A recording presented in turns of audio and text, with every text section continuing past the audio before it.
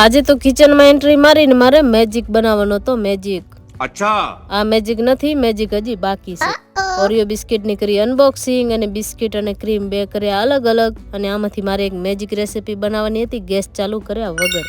આમાં ગેસની નહીં પણ મિક્સરની જરૂર પડશે. હું બનાવી એટલી વાર તમને રેસીપીનું નામ ખબર હોય તો કોમેન્ટમાં લખી દેજો. ચમચીથી થોડો થોડો દૂધ એડ કરી અને સોફ્ટ સ્મૂથ બનાવી લેવાનું. છેલ્લે અડધી ચમચી ઘી એડ કરી દેવાનો હોય. અને આપણે રાખશું સાઈડમાં, અને કોકોનટ પાવડર અને જે ઓરિયો બિસ્કિટમાંથી ક્રીમ નીકળી હતી એને સરસ મિક્સ કરી લેશું. ડ્રાયફ્રૂટ એડ કરીને, ડ્રાયફ્રૂટ એડ ના કરવા હોય તો પણ ચાલે, અને ખાંડ તો એડ કરવાની આમાં આવતી જ નથી. 30 રૂપિયા વાળા ઓરિયો બિસ્કિટમાંથી 6 મોદક તૈયાર થયા, અને અંદરનું ટફિંગ વધી ગયું એટલે પાછો 10 રૂપિયા વાળો એક પેકેટ મેં લઈ લીધો. અને હવે આ 10 રૂપિયા વાળા પેકેટમાંથી 3 મોદક બન્યા. જેકીને બનાવવાના હતા, મારે બાજુમાં ભરીને તાળી બજાવવાની. ઉપર લગાવી દીધો ચાંદી વર્ક. તો તૈયાર છે આપણા ઓરિયો મોદક. ગણપતિ બાપાને તો ખાલી પ્રસાદ ધરાવવાનો હતો, ખાવાના છોટા ગણપતિને હતા. 3 દિવસથી રાહ જોઈને બેઠો હતો.